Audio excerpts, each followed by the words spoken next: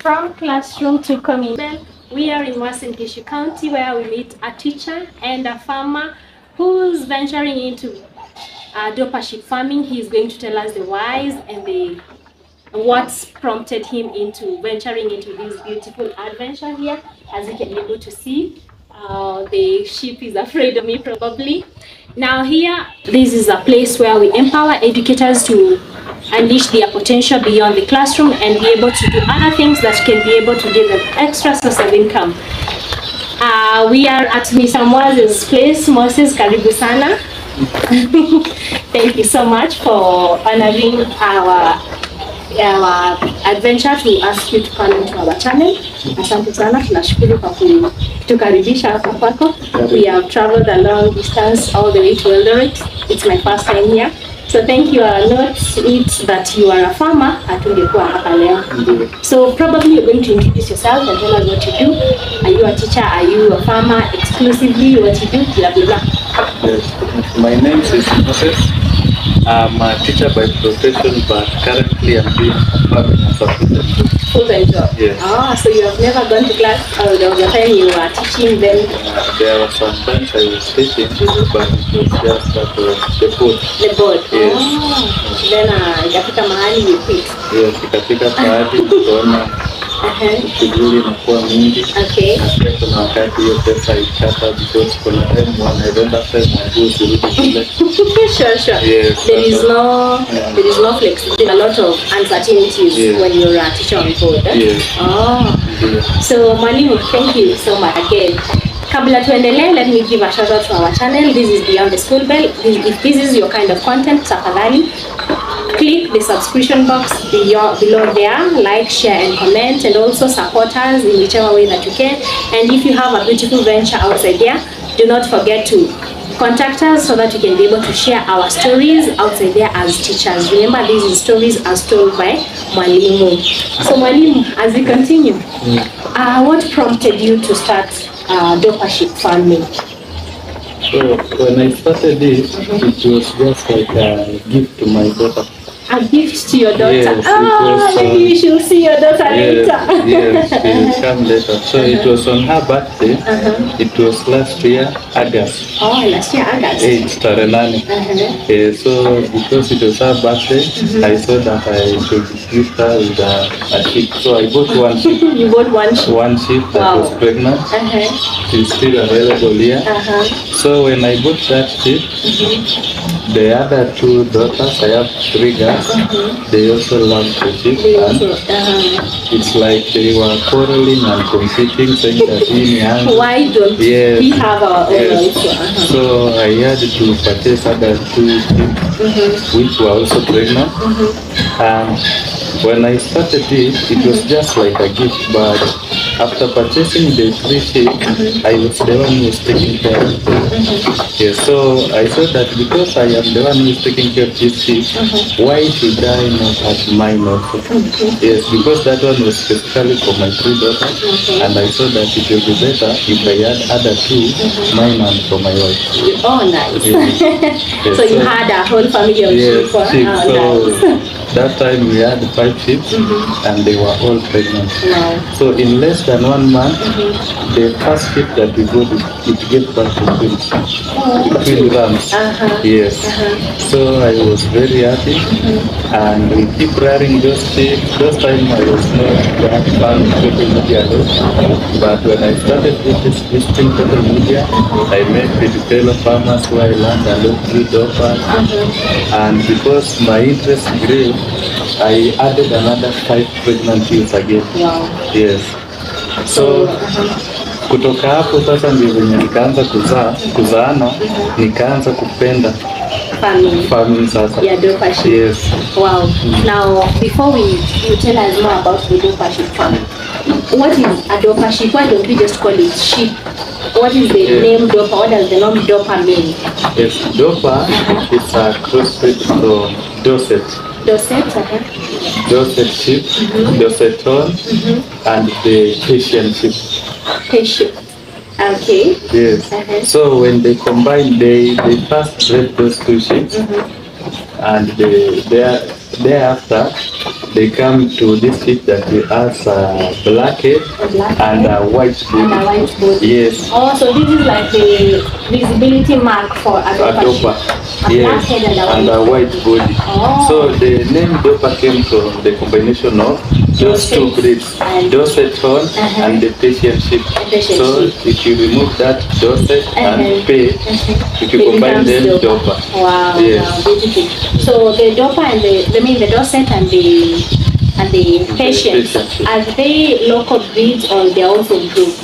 They are also improved. But mostly in South Africa and other countries. Yes. So these are imported breeds. So many of them have purchased them from farmers who usually import their breeds, both the ewes and the rams.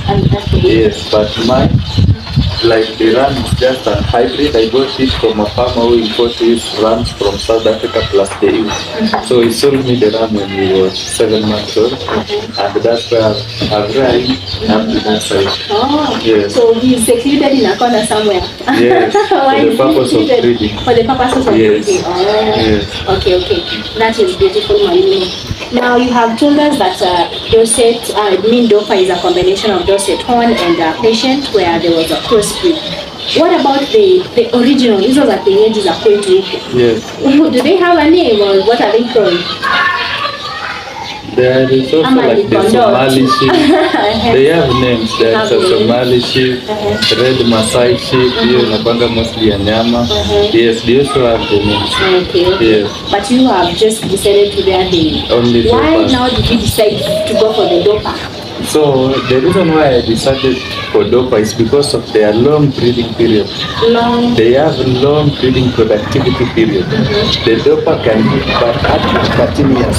Oh, yes. So when you have one, you are sure that it will continue producing? More than 5 years, wow. 6, even 10 years. Even 10 years. Yes. Yes. So in that 13 years, if you are a business person, that sheep will give you more than 26 lambs.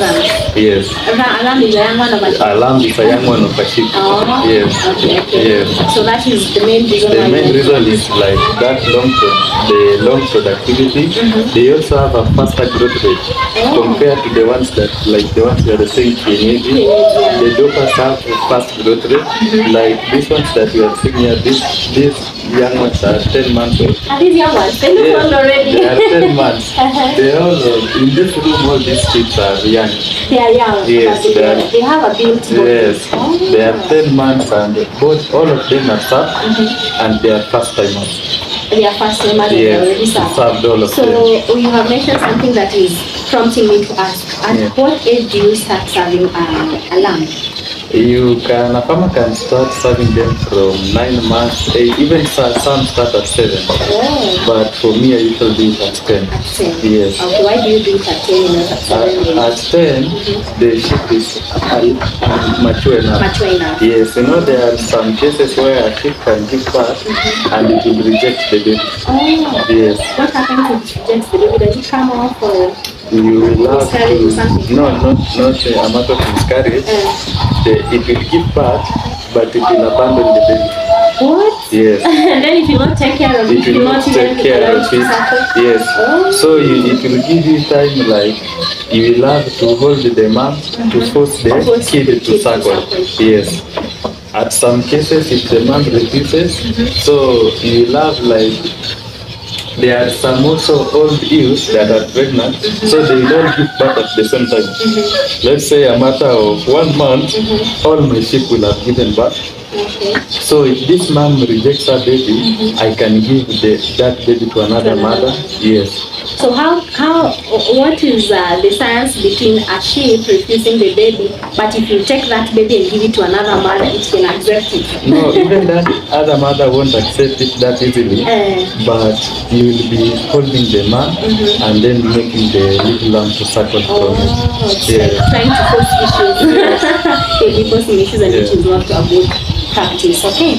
So what is your major, where do you source your sheep from? Is it locally in Eldoret, or do you source them from other parts of the country? Or are they readily available? If I decide to venture into Dopa sheep farming today, where am I going to get these breeds, the Dopa sheep? Yes, this breed, in Kenya we have a lot of farmers who started this project earlier, even some more than 10 years ago. So if you have experience, you can visit those farmers, especially those who import their sheep. Yes, if you visit them, you can have a good ram and a good yield. Yes. Hiyo ni ya kike. Ni ya kike. Alafu ram ni ya kiume. Ram ni ya kiume na lamb ni mtoto wake. I am learning this. Ile English tulisoma the opposite ya evaporate kitambo sana. Also the breeds are locally available. Yes, they are locally available because there are some farmers who they have just measured on breeding only. Okay. So they have very good sheep if you visit their farm. Okay. Yes. That is beautiful. So if today you want to venture into Dopa sheep farming, do not hesitate. Contact Mwalimu here and he'll give you the right direction. Now Mwalimu, we talk about feeds. Maybe we tunaona hapa, I can't even tell hizi ni nini. What do you give your These sheep? are Boma rods. Boma rods. Yes. Boma. It's a type of grass. And, a type of grass. Okay. Yes, and it has some amount of protein in it. So when feeding them with Boma rod, like this one, Okay. so you will add some amount of wheat bran and maize jam in it. And maize jam. So yes. Boma rod, wheat jam and maize bran. Yes, wheat bran and maize jam. What is the composition of the three? What do they each contain?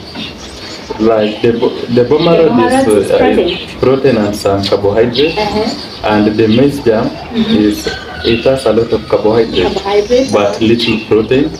But the wheat bran it has a lot of protein. A lot of protein. Yes. Oh. So you do a mixture. Yes. Protein, carbohydrates. Yes. Okay. Yes. Oh. And also you will add some salt in it, mineral salt. Oh, mineral salt. Yes. To give them strong bones. Strong bones. Yes. Okay. Mm. Oh, so your sheep are for meat, ama? Breeding. For breeding? Yes, breeding. Wewe uuzi kwa nyama? Kwa nyama ni wachache wa kiume, lakini mostly hata zikai juu akizaliwa akifika 2 months mtu ashakuja amebuka. Ikifika miezi 3 imeenda. So you're a farmer who breeds. Yes. Oh. Yes. So what about those farmers who keep their sheep for meat probably? Do they feed them the same thing or? Yes, they feed the same. Oh. But so they should have a large number. Ili ukiwauza once unapata hiyo pesa mingi. So ile unauza moja leo. Kesho ingine. For meat you must have large number. Ili ukiuza unauza wengi once. Wengi at once. So that is why you have just decided to go for breeding. For breeding. Yes. And not because you say that your farm is entirely for breeding, you sell them at how old and how long does a sheep keep pregnancy to selling? Now, what is the time in between? When it comes to selling, we sell them from 4 to 5 months there. Between 5 yes, months. After we have done winning. Winning ni ile wakati ambapo tumenyang'anya mtoto mama yake, tukaanza kumfunza kula peke yake kando. So hiyo time if anybody wants to buy them or purchase them, at that stage we can sell them. Okay. Yes, and also we sell this first timer service. Zote pia zinaweza. So from 4 to 5 months hadi 10 months they are served with. Oh, that is beautiful. Now, do you mind showing us how you prepare your feeds? Do you buy them ready-made or you prepare them on your own? I prepare them. Where do you get the rods? The rods, I what buy was them. The name? Boma rods. Boma rods, yes. Yes, I buy them from a fellow farm. A fellow farm around Meriwet. Simvali na huko. And what about the maize jam? Ukisema maize jam, is it mahindi ama? Maize jam ni mahindi yenye imeshagwa. Ni mahindi tu lakini imeshagwa ikakuwa kama unga. Imeshagwa ikakuwa kama unga. Yes. Sasa tutembee huko kwa mahali unatutengenezea hiyo nini, tuone vile kunakuwa. So guys, this is how the sheep look like. They are so beautiful. Before tuende huko mahali wanatengeneza the product ready for feeding them. They are so beautiful, and you have heard that Dopa sheep have a significant appearance. They have a black head and a white body.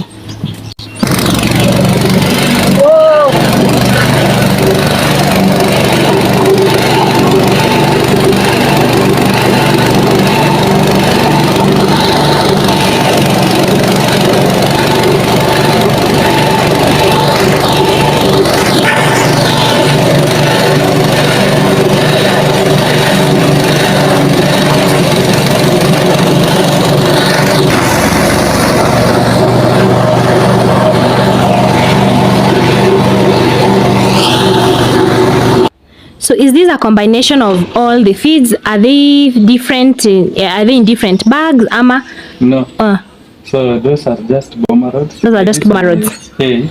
Okay, let the other people look at it. This is the Boma rods. Yes, these are the Boma rods. Yeah, so you have to crush them into small pieces. Okay. For easy digestion. If you give them this, yes, they will eat it, but there will be a lot of wastage. Oh, by the way. Yeah, so that is why you have to crush them into tiny. Yeah, so that also, if you crush them like that, it is easily to mix them with the mixture of, you said, the maize jam and the wheat bran. Yes, inachanganya vizuri. Kushinda kupea ikiwa hivi. Okay. Yeah. So hata hii pia ni ya ngano sasa. Hiyo ndio wheat. Hii inaitwa wheat straw. Wheat straw. Yes. Yes, ya ngano. But I prefer Boma rods because wheat straw huwa isaidii sana. It does not have high protein content. Hata carbohydrate ni kidogo. Kama ina kitu maana ni carbohydrate. Yes. Okay. Boma rod hata unaweza pea wakati mwingine bila kuongeza vitu zingine. Wow, on its own. Yes. So it has almost an equal proportion of both carbohydrate and protein. Yes. Beautiful. Yes. So in the morning we'll feed them only dry matter. That is Boma rod and a mixture of wheat bran and maize jam. But at 11 a.m. we will feed them on Boma rod mixed with Napier. Napier. Yes. What is the value of Napier? The value of Napier, we love it because it has about 14 to 16% of crude protein. Crude? Yes. Protein. When you say crude, what does that mean? No, it's just the protein content in it. Yes, so inapendwa sana kwa sababu iko na a lot of protein. So in the afternoon we'll feed it with Napier. You can mix it with sweet potato or bracharia if you have it. If you have it. Yes, but as for me I have only planted super Napier. So hii ndiyo kenye ndailisha nayo saa 5. Na tena jioni nitarudia hiyo saa 5 sasa. Yes. So they must be fed 3 times a day. 3 times a day. Okay. Yes, ndio hiyo uchunge hiyo mwili yake hivyo ni lazima ufeed them kama binadamu. Yes. Beautiful. Yes. So this is another set of so the Boma rods you purchase them, but the Napier you have them in your farm. Yes, when they are like this. Okay. Yes, and this is our store. This is the store. Yes. Does it have the maize jam so that we can be able to see? Kuna kidogo hapa, like this one I've already mixed it. Wow. This is a mixture of maize jam and wheat bran. And wheat bran. Yes. Kisha mix hiyo. So ni mahindi tu. Ni mahindi tu na wheat bran ni hiyo ya ngano.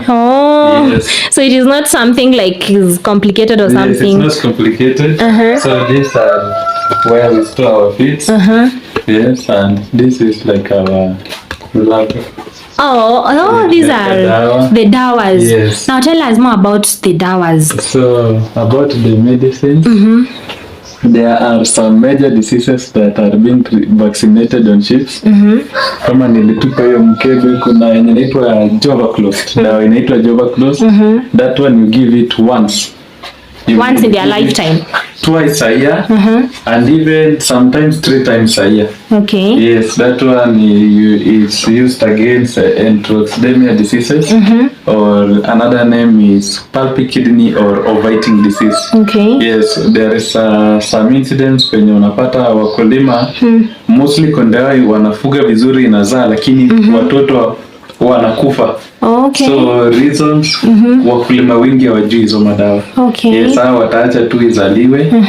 Wanataka tu ikue kubwa, lakini hawajui kuna dawa inafaa idungwe. Okay. Yes. So those are vaccines. Yes, those are vaccines. At what age do you administer the vaccines? Mostly we usually administer to the ewes when they are pregnant.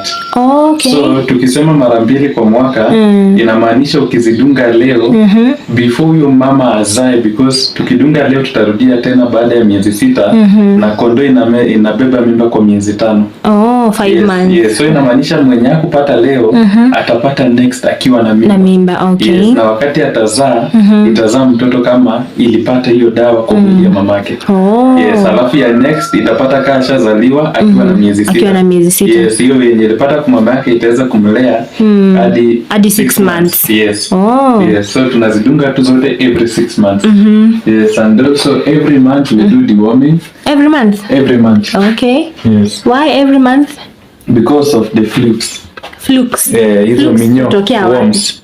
Kwa chakula zenye wanakula, kuna times these feeds are contaminated na usipowapea huwa inaleta mashida. Okay. So if you want to be on the safe side, I usually prefer you just deworm them every month. Especially the pregnant ewes and the lambs, unawapea kila mwezi. Okay. Lakini wale mature, unaweza kuwa unapea baada ya miezi 2. Okay. Lakini wenye wako na mimba na watoto kila mwezi. Kila mwezi. Yes, na watoto tunatumia tablets. How economical is that kuwapatia every month? The medicine is not very expensive. The medicine is expensive, especially if you use like Dopa, and there's another one called Cure of Milk. They are expensive. Yes, lakini unaona inabadilisha value yake. Yes, kuna dawa zingine nayo unaweza zipea, but later hizo kondoo zinakuwa na signs and symptoms of the worms, yet you have deworm them. So me, I usually prefer, I use, like if I use Dotex now, the next time I will also use Dotex in 2 intervals. Alafu hiyo wakati mwingine nabadilisha naendea tena dawa ingine. Yeah, so all medicines are good, but what you do, you exchange them. Don't rely on one medicine. Or you keep mixing them. You keep mixing from one dewormer to another. Yes, and there's also a vitamin. And it's a multivitamin. Yes, it's called Beautiful.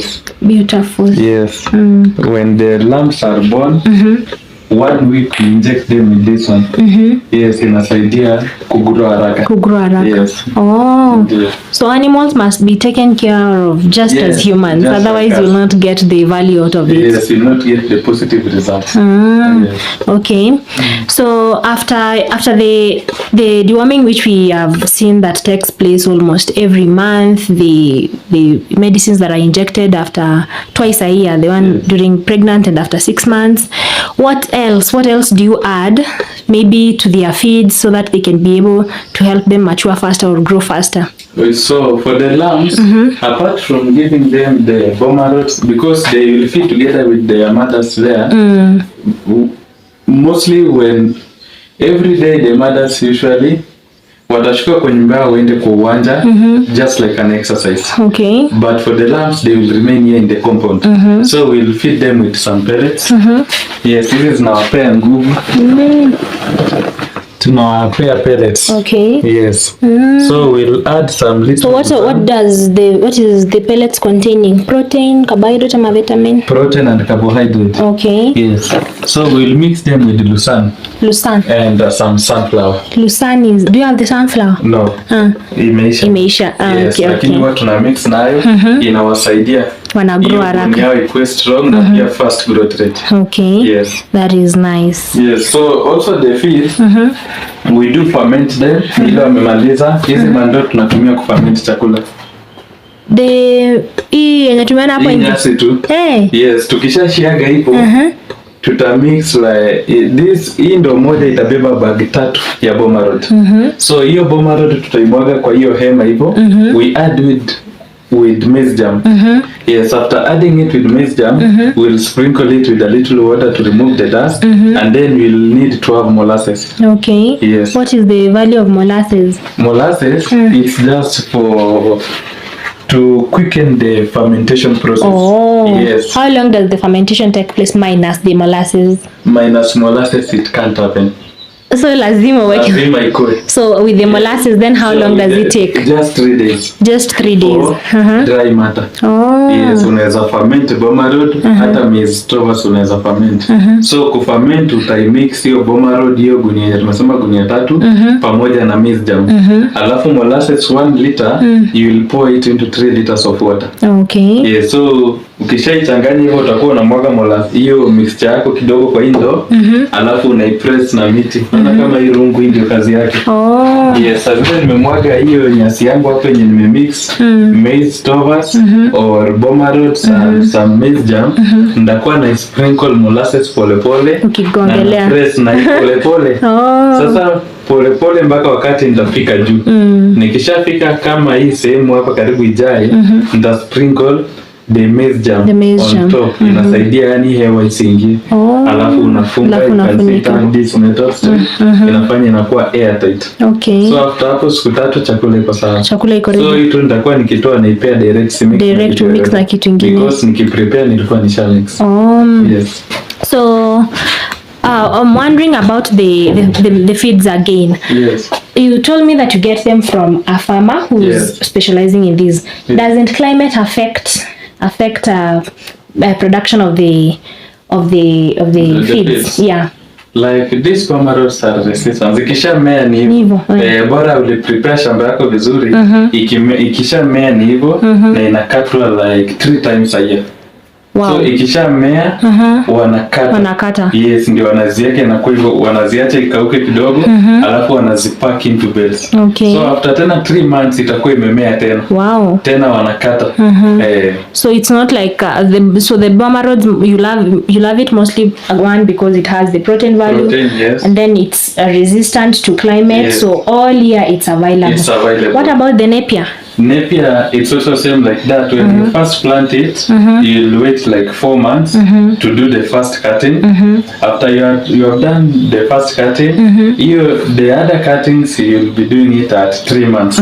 Yes, every 3 months you can cut it and feed your animals. Okay. And also the Napier, you can silage it just like the maize. Okay.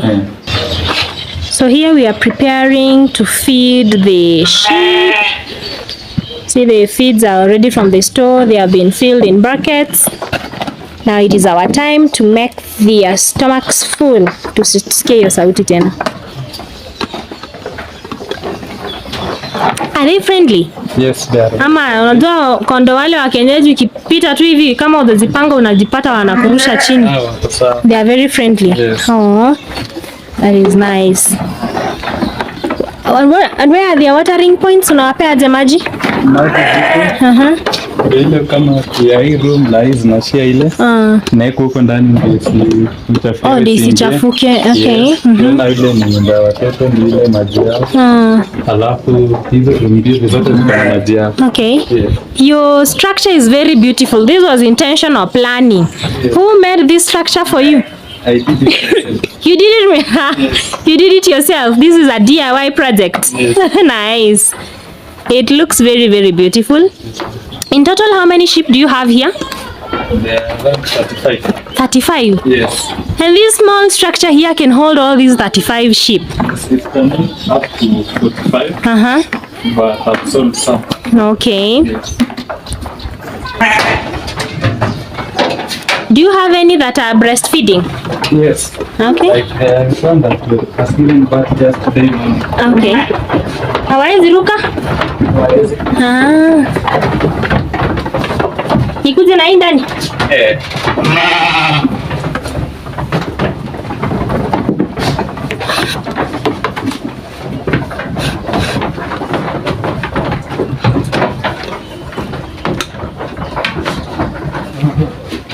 So this is a stall for the young ones, eh?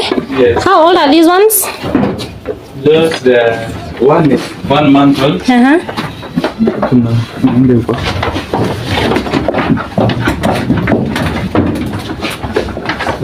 Some are very white, some are not very white. Yes, they are usually different. Yes. But ni black na white bad. Yes. Oh, looks so beautiful. This one is 1 month old. But it has grown, it is very heavy. Yes, it's a ram. Okay, that's a ram. Yes. How do you tell the ram and the... You told me the female ram? Yes. Say the ram, you'll have see the testicles, the scrotum. Yes, and the female it doesn't have. Oh, okay. Yes. But mapembe hawana wote. Yes, mostly. Sikupenda video ya pembe. Okay. Some wako nayo lakini mimi sikupenda.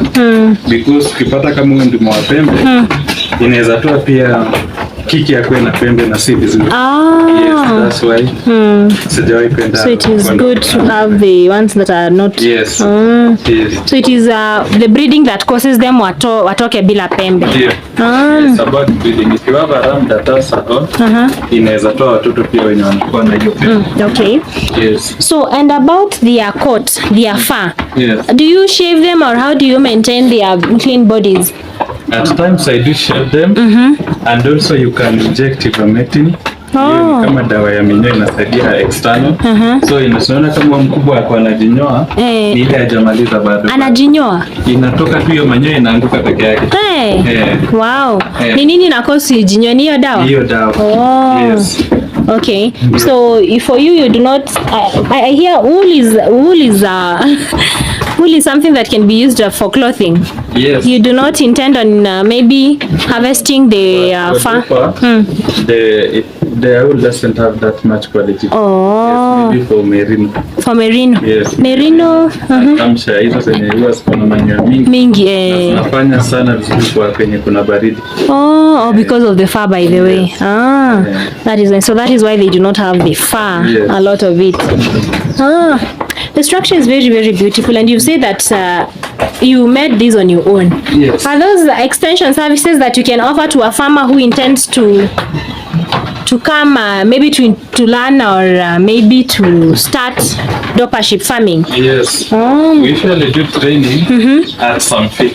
At some fee. Yes. Okay. Where we will teach you about from feeding, medication, management, feeding, and housing and structure. Okay. Yes. Honestly, I've loved the structure. Yes. Why have you raised it from the ground? When it is raised, it is easy to clean it, and also there's just ammonia gas. Wakikaa chini, mostly inapumua hiyo ammonia, and it will bring some respiratory diseases. Okay. So when it is raised and you just maintain cleanness, there will be rare cases of diseases. Oh, yes. So that is why it is raised from the ground. Yes. What about the droppings? How do you? Droppings, you can see the spaces. They drop on the. Constructing it, I use my index finger. Yes. To create spaces. Yes, unaweka mkono mwisho because you know your index finger, even if a lamb is born, mguu yake huwa ni mnono kushinda index finger. Yes, lakini dropping ni ndogo kushinda. Yes, so droppings it is self cleaning. We do cleaning every day. Ile bado kwa sasa tujafanya. No, nimeamkia mapema. No problem. Okay. So once they drop on the downside, you are able to push them to the other side. Yes. Do you maybe add value and sell the droppings? Yes, we should sell them. Wow. Yes. To what kind of farmers? Those who are doing those who are planting maize. Yes, as long as they are planting anything, their droppings are. They have a lot of content. It's very quality. Oh. Yes, like last time nilitoa niuza yote. Yes. So so you're making money from their waste. Yes. Inaona tumawe tumefungwa mahali. What is this? Yes, these are mineral flakes. Yes, this is vegetable salt specifically for sheep and goats. Wow. Yes, and like the red one, hiyo kuna mawe kama hii lakini huwa ni nyekundu. So I prefer this one because it have very minimum copper content. But the other general salt that is meant for all animals, even the horse, the donkeys, cows, it is not good for sheep. Yes, because when sheep consume a lot of copper, it becomes toxic in their body. Okay. Na hata inaweza leta some side effects. So that's why I prefer using this one. Yes. So that is another way of improving the quality of okay. So talking about quality, what do you do that other farmers don't do that makes you stand out in the market?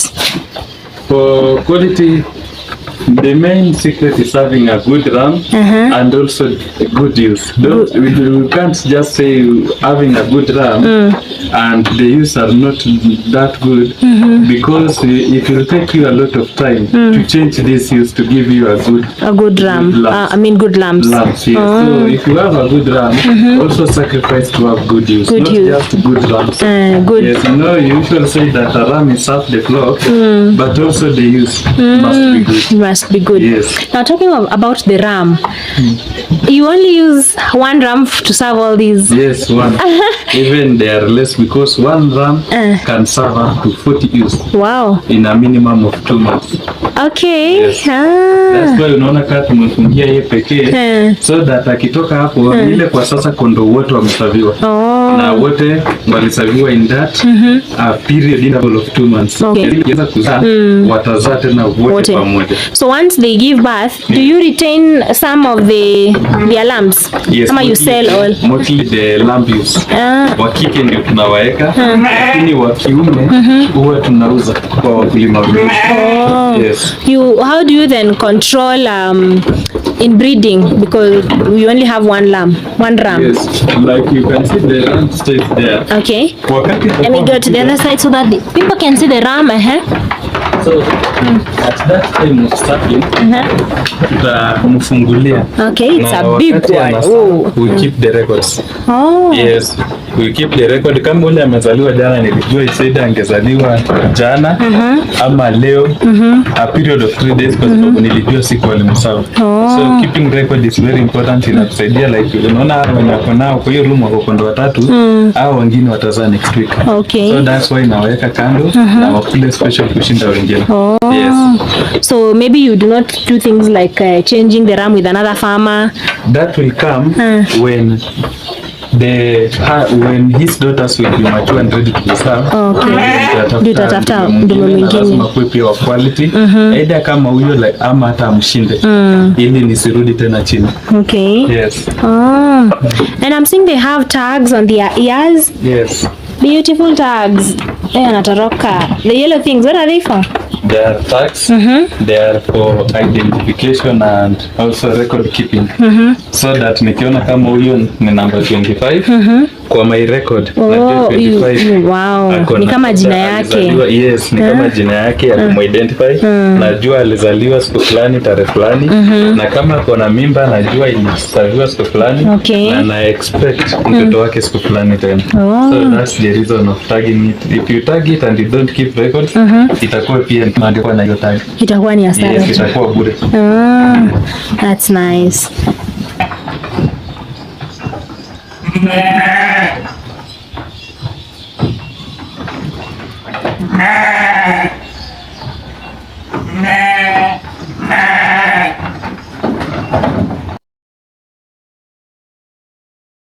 Sometimes you let them stay outside here for some time, eh? Yes. Yes, for exercise and to get the sun. To get the sun. Yes. You get them outside in a shift summer? No. Ndawatoa wote baadaye. Utawatoa hapa tu? Hapana, kwa uwanja. Kwa uwanja? Yes. There's plenty of space behind there. Yes. Ni sawa sawa. So, mwalimu, you're going to tell us what are your prospects in the near future? Unaona ukikuwa wapi in the next probably 5 years? Yes, in the next future, just I try to have the good quality. Good quality. Yes. Is there a good quality that Dopa again? No, there's just Dopa, but of very much good quality. Better quality than what you have. And also to import my own ram. To import your own rams. Nice. So that is where you want to see yourself in the next 5 years. Yes. Now, and about if you were to give that mwalimu in the classroom, what would you tell mwalimu? Afanye nini? As I'm even if you are teaching or doing any other kind of work, you can also do this as a side hustle. Because you can see you can feed them early in the morning, uende kazi na urudi wa Yes. So this is something it is something very doable for everyone as long as you have the passion. Because without passion you can't be able to. Yes. Huwezi amka asubuhi na mapema. Hata ukiwa na pesa ununue wanyama, without passion it will not work. It will not work. Yes. Passion must be there. So for that one with that passion, what is probably the approximate value anaanza nayo that can probably be able to start him off with probably 10 sheep from the structures, the feeds, how ready should a farmer be in terms of the structure, the feeds, the ram themselves? When we talk about the structure, even me, I didn't start with the structure. It was just a simple structure there. Okay. Yes, structure, you cannot concentrate a lot on structure. Unaweza tu na kitu bora kondoa pate palipo kulala. Na pia kula, you can't concentrate on like the way umeona mimi naanzia bado they can just feed on grass. The normal grass. Yes. Yes. The Dopas are very healthy and they can survive on anything. They can survive. They're tough animals. Na maji ina survive. Okay. Yes, so huwezi jirestrict ukisema sina nyumba, sina nini. Unaweza anzia yes, Kenya iko hivi. Okay. But muhimu kuwe na madawa nayo. Yes. So mwalimu, you've been able to see what the is being doing here. These are very beautiful venture. The sheep are very beautiful and they are friendly. Sio kama wale wa Mishagi kwenyu ama wagonge watu. They are also beautiful. So in the event that probably you want to venture into this kind of farming, remember this is a home where we empower teachers to go beyond, to explore their potentials beyond the classroom. And Mwalimu here has tried and he's making it. Yes. How do you feel about this venture? Yeah, it's very good. Gives And you I enjoy satisfaction. every time I spend in this animal. Oh, Yes. that is nice. What is maybe your parting shot before we end up this beautiful session that we have had? The parting shot, what can you tell me and any other person? Yes, I can tell that this venture is something that everybody can do it, and as long as you have passion, it's something that is doable. Now, in comparison to teaching, you said you are a teacher on board for some years, eh? The best thing about when you are just self-employed, you can do your things the way you want it. Unlike You're your own teaching, manager. Yes, and like teaching where you love to wake up early in the morning. Yes, but also it is not bad because it is different sources of revenue. Sure. Yes, even if you are doing this, even if I get a chance to teach, it's still good. You But can I still will get go. it. I will. Yes, So that you get an extra Yes. income. Or because of the passion. And also money. Money. Yes. Pesa ndio. Kila kitu. Yeah. Ni kweli. So thank you so much, Mwalimu. It's been a beautiful discussion. We have been able to learn about Dopa sheep farming. Honestly, I've been hearing the name Dopa outside there, but I've never actually gotten the idea what a Dopa sheep is. I've known that a Dopa sheep is one that has a black head and a white body, and it is a crossbreed between Dorset Fawn and black-headed Persian. black-headed Persian. That is a Dopa sheep. Yes. Yeah. So if you have probably small monies outside there and you're wondering, sasa mwalimu wa TSS 17,000. Hiyo 17,000 kadogo wanatoka 15,000. That one which is not very pure. the, But it is an hybrid. it's a hybrid Yeah, from means vitatu 15,000. unaweza pata na hiyo 20,000. Okay. Yes. The 3 months one. Yes. Oh. Ndio pesa inaongezeka. Okay. Yes. So Mwalimu, you can be able to start. You said you started with one for your, Just your one. daughter, Yes. and look at where he is right now. So this is something that you can be able to do, and do not forget to support our channel. This is Beyond the School Bell, and I have been your host Prudence Nyaimi, and this has been our guest today, Mr. Moses. Mr. Moses, can you give a shout out to your farm? If anybody wants to come and purchase, how can they get your social media Anybody handles? may want to purchase our sheep. Our location is Eldoret, Hawaii, just 15 kilometers from Eldoret town. We have our account in Facebook, Twitter, TikTok, and also Instagram. The name is Independence Farm Eldoret. Independent Farm Eldoret, Yes. both TikTok, Twitter, and On Facebook. Facebook, all platforms, the name is just Independence Farm Eldoret. The Independent Farm Eldoret. Yes. And that place they can be able to find your contact. They can Wow. Asante sana. Today we have been in Eldoret. Thank you so much for doing this. Otherwise, you might be there, the home of champions. Asante sana. Till another time. Do not forget to like, share, subscribe, and comment.